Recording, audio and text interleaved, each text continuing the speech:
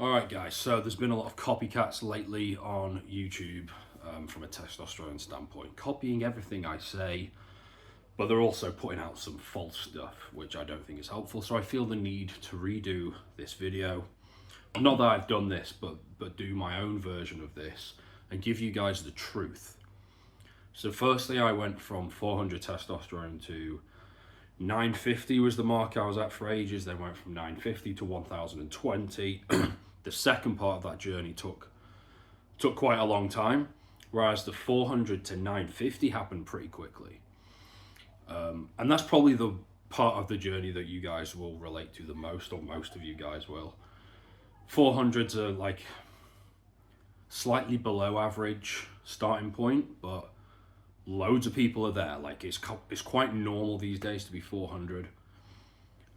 For me, it was like a body fat percentage thing. I was still drinking loads of beer and things like that.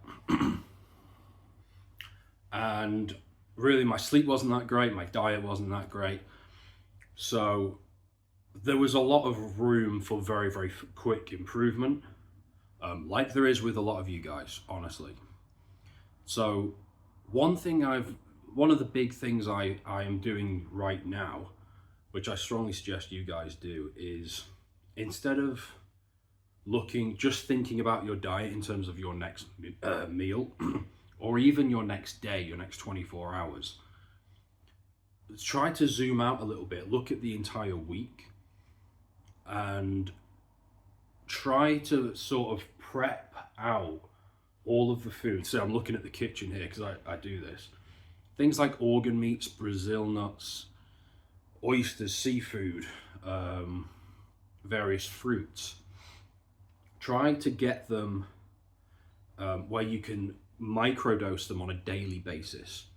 So organ meats, like you don't want to have a ridiculous amount. You don't want to have 2 kilos of organ meats a week, but I will have about 500 grams to 1 kilo, that sort of range, and I'll just spread it out throughout the week. So I'm constantly getting the minerals, the cholesterol, the micronutrients you need for testosterone. Same thing with Brazil nuts. If you just have like 1 or 2 a day, your selenium is ticked off at that point. Same thing with eggs. Eggs you should have every day. It's very, very difficult to overdo eggs. Again, you're getting that cholesterol, you're getting the zinc, magnesium, B6, B12, a little bit of selenium. If I'm a little bit out of breath, it's because I've been training. But you want to space these out throughout the week, so you're getting a certain amount every day, ideally, not just one massive serving per week, and then the rest of the week your micronutrients and vitamins are slowly tapering off. You want to keep them at that level. Same thing with sleep. You wouldn't want to have 10 hours of sleep. Some guys, I've had clients actually who genuinely do this, where they'll have like 10 hours of sleep on Saturday night or Friday night or something, or Sunday. And then the rest of the week, they're getting like 5 hours sleep. I promise you, your testosterone levels are way higher when you get at least 7 hours of sleep with at least 1.5 hours of REM sleep every single night, or close to it. Consistency is the key, basically. So that's it from a diet standpoint. Sleep is huge. Let me think where to go with this. I think one of the biggest factors, though, from when I went from 400 to 950 was fat loss. I went from about 18% body fat down to 10-ish. And then I briefly went down to 8, but I don't think that's ideal. I was 10-ish for a long time, and I'm probably like 11 right now. That was a huge factor. Fat loss is huge. And then you get these copycat dudes on YouTube doing videos like this. And they've never been overweight in their entire lives. Very, very young guys. Being overweight is a huge problem. It just makes everything harder. A lot of it with a lot of guys is kind of being addicted to food. And you have to completely revamp your entire diet. You have to desensitize your taste buds to certain foods. You have to cut out the dopamine So a lot of it's psychological. Like, I've been through all this, it's not easy. And so, yeah, bringing that body fat percentage down is huge for your blood sugar, for your estradiol, stress response, cortisol response. Some guys even sleep better. That depends. But yeah, fat loss is huge. Fat loss was huge for me. Cutting out the beer is an obvious one. I'm not going to go into long details about why drinking beer is horrendous for testosterone. I think everyone knows at this point. But phytoestrogens, excess calories, horrendous sleep on the evenings that you drink. Huge increases in the aromatization into estradiol immediately. And then when your liver starts to become more taxed, that will further increase the aromatization into estrogen. Moving on a little bit onto intermittent fasting, which is a huge point that I've seen some of these copycat dudes talk about. Intermittent fasting is a good health principle for the majority of the population, including women.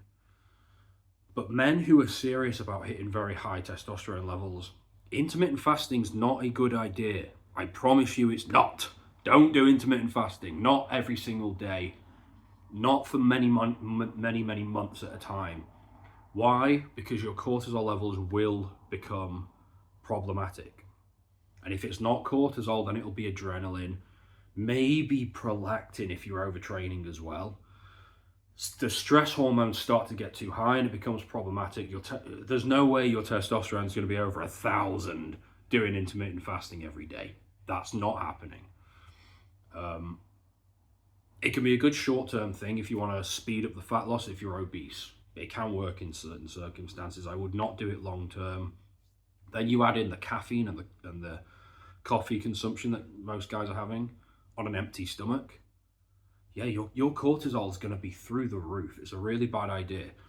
If you can stay in a calorie deficit week in, week out, so get leaner, whilst having a nutrient-dense, protein-dense meal first thing, doesn't have to be big, your cortisol levels will be lower, they will stay lower, your gut health will probably be better as well, side point.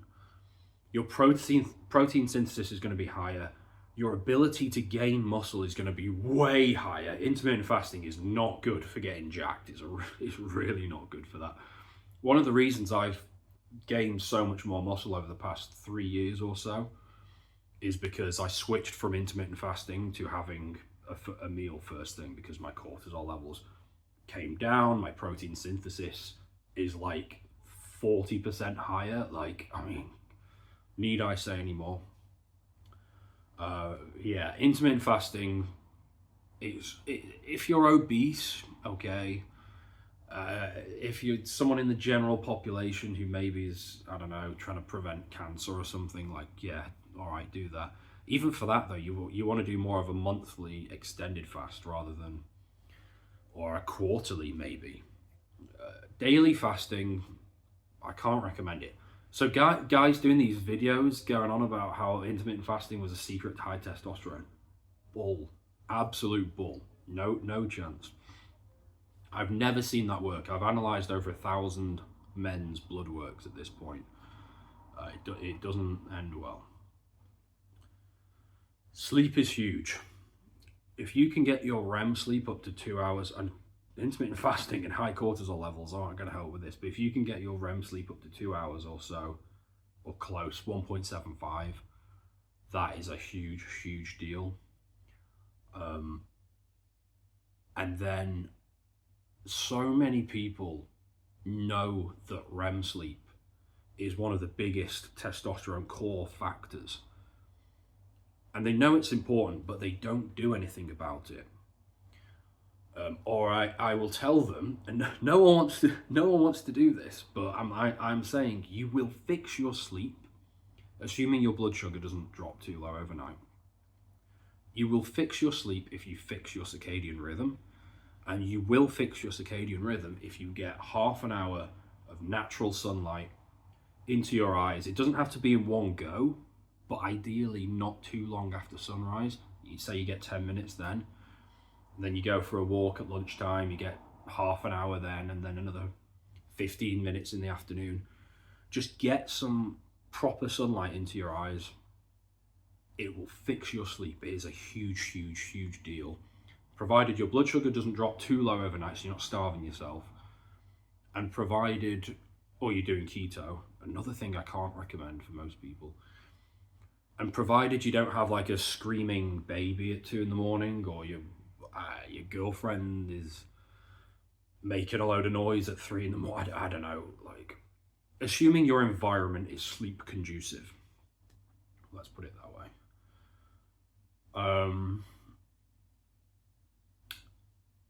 Leg training is another big one.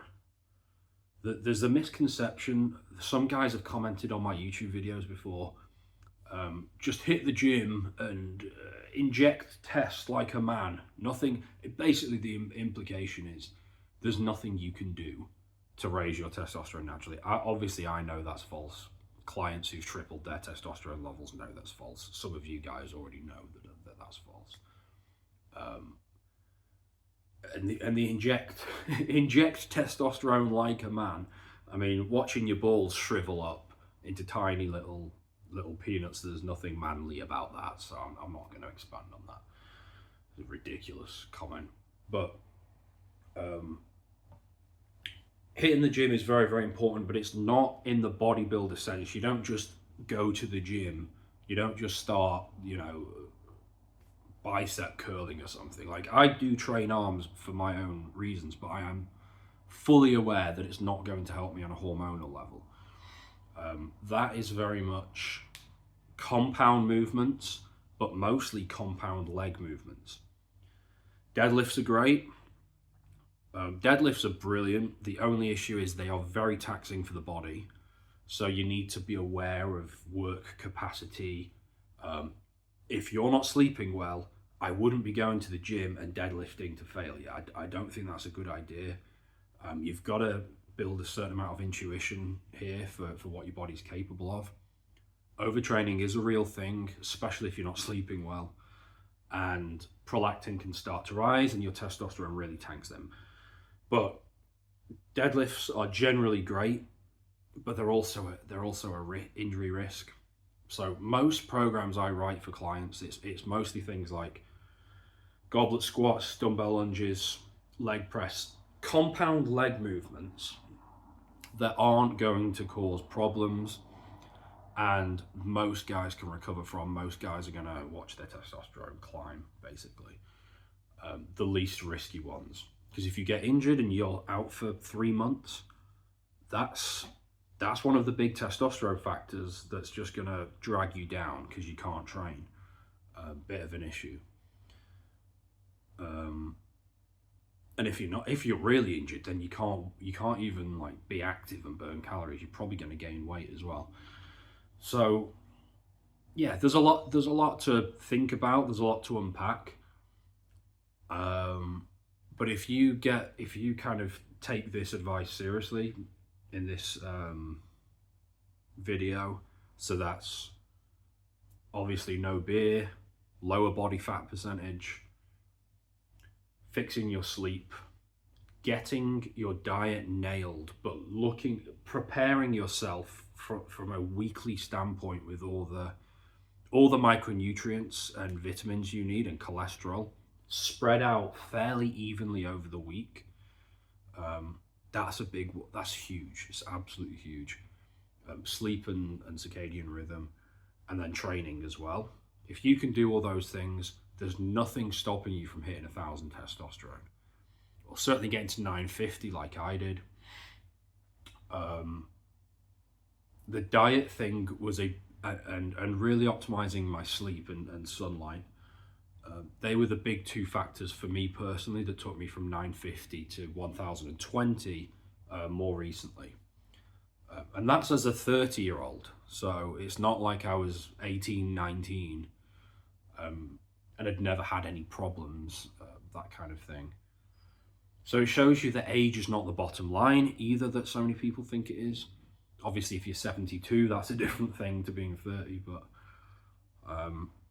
you can increase your testosterone levels as you get older. Like, it's not about age, it's about your diet, sleep, training, lifestyle, circadian rhythm. So yeah, hope this video has been useful. If you want to watch a video that's a slightly different topic, but I think it's very interesting, check out the video where I spoke about looking hypermasculine.